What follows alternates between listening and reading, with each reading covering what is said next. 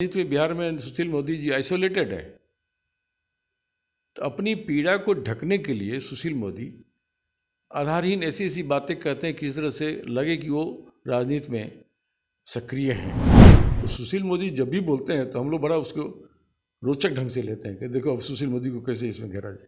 अब घेरा जाते हैं, जिसमें चारा घोटाले की सीबीआई जांच की मांग की गई थी पटना उच्च न्यायालय से। उसका एक याचिकाकर्ता मैं भी था।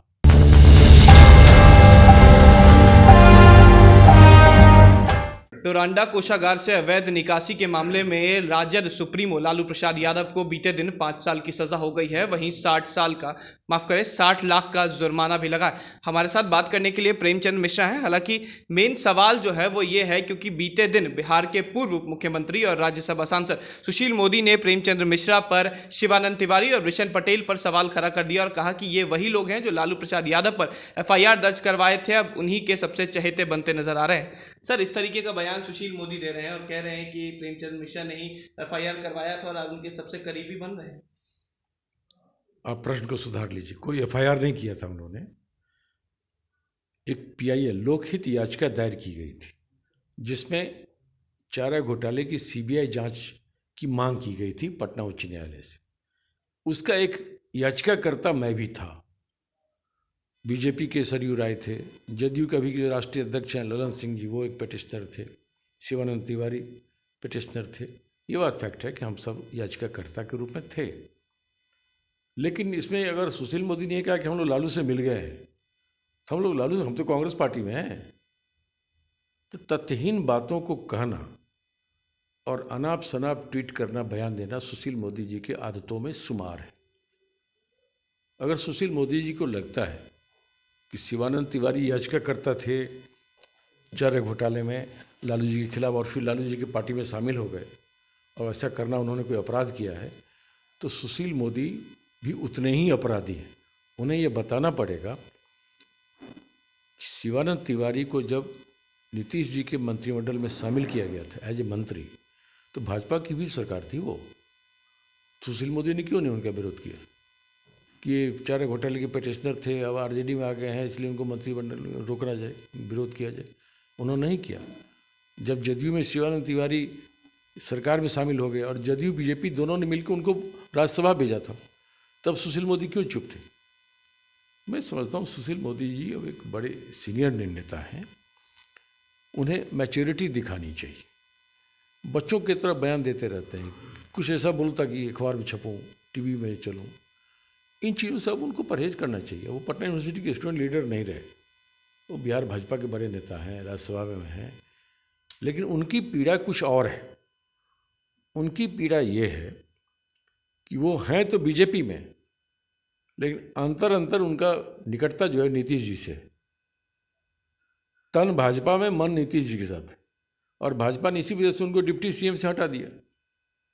और एक तरह से भाजपा के राजनीति में बिहार में सुशील मोदी जी आइसोलेटेड है, तो अपनी पीड़ा को ढकने के लिए सुशील मोदी आधारहीन ऐसी ऐसी बातें कहते हैं, किस तरह से लगे कि वो राजनीति में सक्रिय हैं, इसे दिखाने की कोशिश करते हैं। तो राजनीति में सक्रिय की बात करें, लेकिन 1996 की बात को जिक्र कर रहे हैं और कह रहे हैं जब अभियोग लाया गया था मुख्यमंत्री पे, तत्कालीन मुख्यमंत्री इस समय लालू प्रसाद यादव थे, तब कांग्रेस की सरकार थी केंद्र में, तो उनकी वजह से उन्हें जेल हुआ।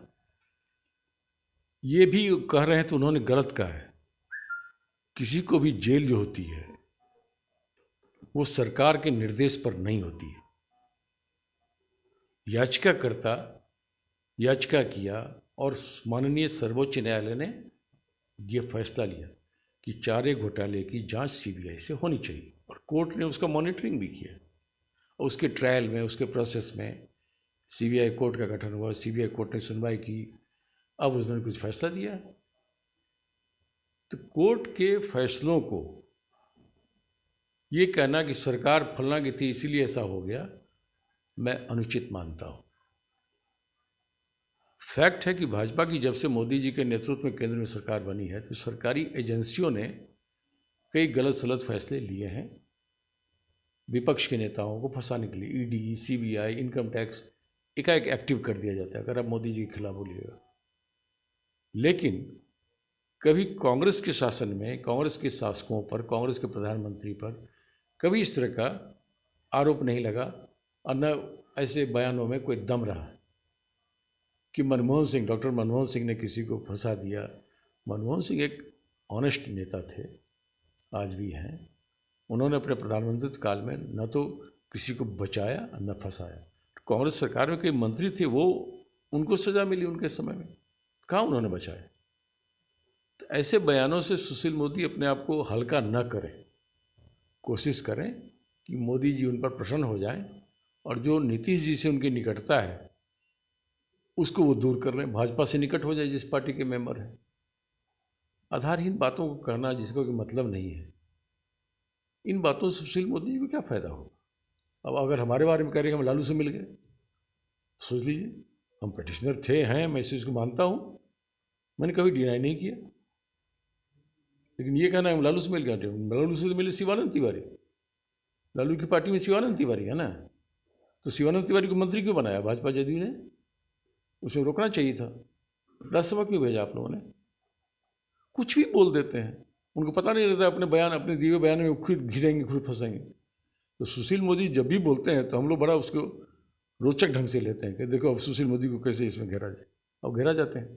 सुशील मोदी को अपनी स्थिति को स्पष्ट करनी होगी और करना चाहिए, ऐसा मैं मांग करता हूँ।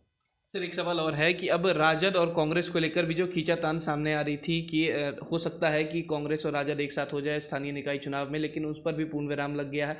क्या लग रहा है सर, आप लोग की उम्मीदवारी कब तक साफ होगी? किस चीज़ की उम्मीदवारी? सर सीटों को लेकर कि जो 24 सीटों पर लड़ रही है। नहीं सर, वो उम्मीदवारी की कौन कौन उम्मीदवार उतरेंगे? हो गई, पार्टी ने घोषणा कर दिया है। 8-10 क्षेत्रों में हमने उम्मीदवार दिया है, वो लोग प्रचार कर रहे हैं, लगे हुए हैं। 2400 सीटों पर अकेले लड़ना है तय? अभी तक 8-10 सीटों पर उम्मीदवारी कांग्रेस ने दी है। प्रदेश कांग्रेस कमेटी इसके लिए अधिकृत है, उसने कई जगह पर उम्मीदवार तय किए हैं और वो उम्मीदवार लोग काम कर रहे हैं। इस चुनाव में कोई हमारे गठबंधन नहीं है, हम अलग अलग चुनाव लड़ रहे हैं। तब गठबंधन की बात करना या महागठबंधन की बात करना कहीं से भी मैं उचित नहीं मानता हूँ। कांग्रेस भी अकेले लड़ रही है, आरजेडी भी अकेले लड़ रही है।